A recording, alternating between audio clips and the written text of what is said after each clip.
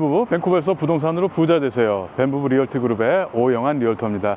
자, 여러분, 지금까지 집을 팔 때에는 세입자에게 2달의 노티스를 줬으면 됐습니다. 근데 올해부터는 이게 4개월로 바뀌었고요.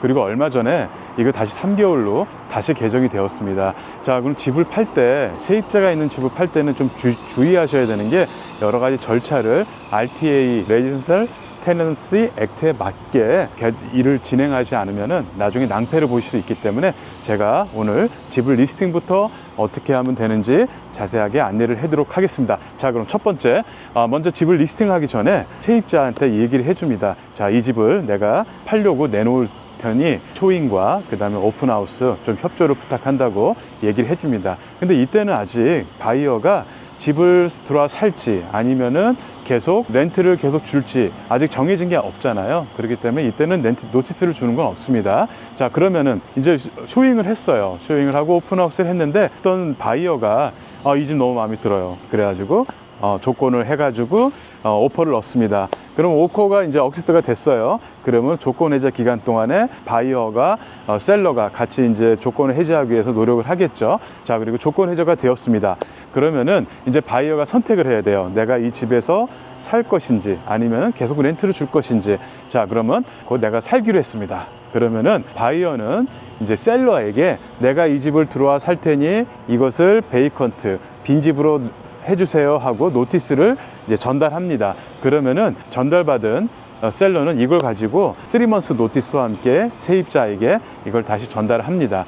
그러면은 이제 3개월의 시간이 주어지는데 이 3개월이라는 것은 이 날짜를 노티스를 전한 그 달은 속하지가 않습니다. 가령 9월 1일에 이거를 전달했던 9월 30일에 전달했건 9월 달은 제외입니다. 그리고 나서 10, 11, 12 12월 달까지 그리고 12월 31일 날 이 세입자는 여기서 나가야 됩니다. 이런 노티스를 전달을 하면은 세입자는 21일 동안에 이것을 어필을 할지 안 할지를 또 선택할 수 있습니다. 만약에 어필을 안 하면요 그냥 나가는 걸로 계속 진행이 되게 되고 12월 31일 그 날짜에는 이 집을 비워줘야 합니다. 자, 그러면은 비워줄 경우에는 세입자가 어떤 보상을 받습니까? 네, 한 달간의 렌트비를 보상으로 받을 수 있고요. 그리고 석 달간 채우지 않고 그 전에 집을 구했어요. 그럼 나가면은 나갈 수도 있습니다. 단 10일 전에 노티스를 셀러에게 주어야 되고요. 그래도 한 달간의 보상은 받을 수 있습니다. 자, 그리고 만약에 세입자가 이렇게 지켜봤는데 저 사람이 바이어가 집을 들어와서 산다고 그랬고 아니면은 가족이 들어와서 산다고 그랬는데 다른 세입자가 들어온 걸 알게 됐어요. 그럴 경우에는 신고를 하면은 12개월치의 보상을 받을 수 있으니까 최소한 12개월 동안은 그 RTB 32P 그 폼에서 정한 대로 누가 살아야 되는 것은 꼭 정해서 그거는 지켜줘야 합니다. 그 이후에는 이제 다시 바꿔도 상관없고요.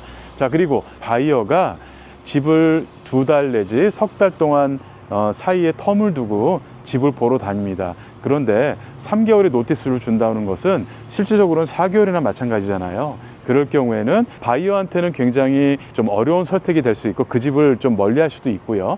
그리고 그만큼 셀러한테는 집을 팔 수 있는 기회가 좀 어려워지겠죠. 그렇기 때문에 올해 4개월로 정했던 그 노티스 기간을 다시 3개월로 줄인 것 같습니다. 그렇더라도 일단 한 달을 줄이긴 했지만은 그래도 이제 넉 달이라는 기간이 있기 때문에 아무래도 세입자가 든 집을 팔고 사는 것은 사실 쉽지는 않습니다. 그렇기 때문에 전문가와 상담해 주시는 게 좋을 것 같고요. 알려주시면은 전화 주시면은 여러분들 상담해 드리도록 하겠습니다. 자, 그러면은 다음에도 좋은 정보로 여러분들 찾아뵙겠습니다. 감사합니다.